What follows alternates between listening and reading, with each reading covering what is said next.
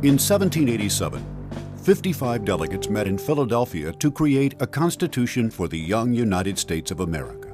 Over the course of that constitutional convention, the delegates drafted a document that called for a federal government that consisted of three branches: legislative, executive, and judicial.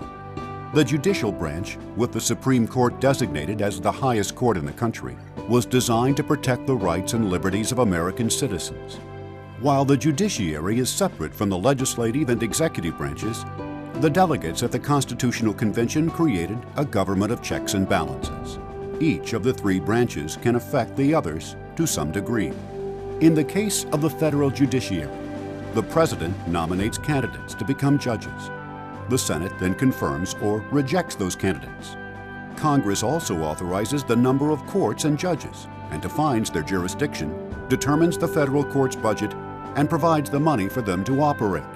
And while Congress makes the laws, and the President and other executive branch departments and agencies enforce them, the judicial branch determines the constitutionality of federal laws. In this way, no one branch of the American government is able to dominate the others. To ensure that our federal courts would operate independently from the government's other two branches, the Constitution stipulates that federal judges be appointed for life. It also guarantees that the President or Congress cannot reduce judges' salaries. Free of the influences of popular opinion and politics, federal judges are able to make their rulings in an unbiased manner. The federal judiciary is organized into 94 districts. In Indiana, there are 2 districts, Northern and Southern. The U.S. District Court for the Southern District of Indiana encompasses 60 of Indiana's 92 counties and consists of 4 divisions: Indianapolis, New Albany, Evansville, and Terre Haute. It is staffed by 5 district judges, 4 bankruptcy judges, and a group of magistrate judges. Like all federal district courts, the United States District Court for the Southern District of Indiana hears both criminal and civil cases. Criminal cases include major drug crimes, including trafficking, as well as bank robbery, firearms violations, and kidnapping. Civil cases include patent and copyright infringement, civil rights and discrimination suits, and violations of federal statutes or constitutional rights. U.S. citizens have the opportunity to serve as jurors in the federal system, either as members of trial juries or grand juries. Trial juries often decide the innocence or guilt of defendants. Trial juries also determine the outcome in some civil cases and decide what damages, if any, should be awarded. Grand juries, on the other hand, determine whether or not to indict suspects on criminal charges. To ensure a variety of prospective jurors are available, names are selected randomly from lists of registered voters. Without citizens willing to participate in the trial by jury process, the American legal system simply could not function. For matters involving the federal government or its officials, constitutional matters or federal laws, disputes between residents of different states, or problems between states or between the U.S. and foreign governments, federal courts have jurisdiction.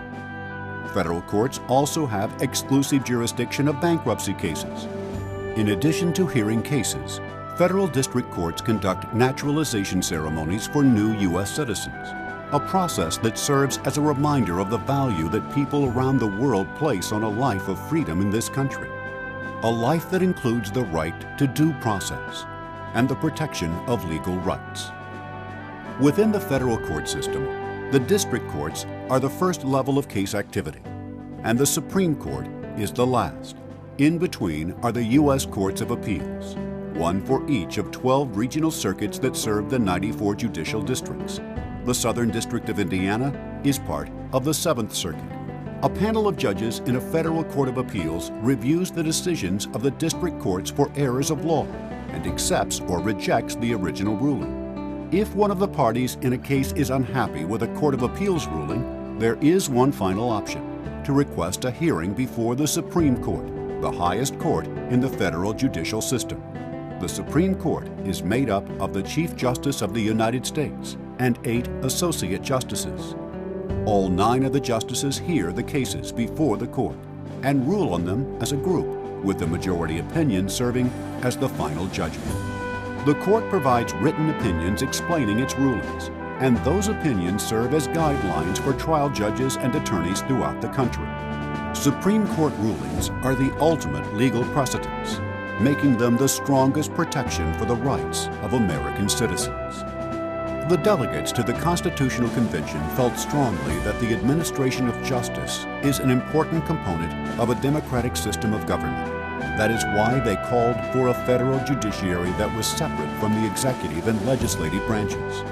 As criminal and civil cases have grown more complex and sophisticated, the role of the federal judiciary is more vital today than ever before. Relying on the precedents set by its courts, the federal judiciary continues to protect the rights of and pursue justice on behalf of we, the people of the United States.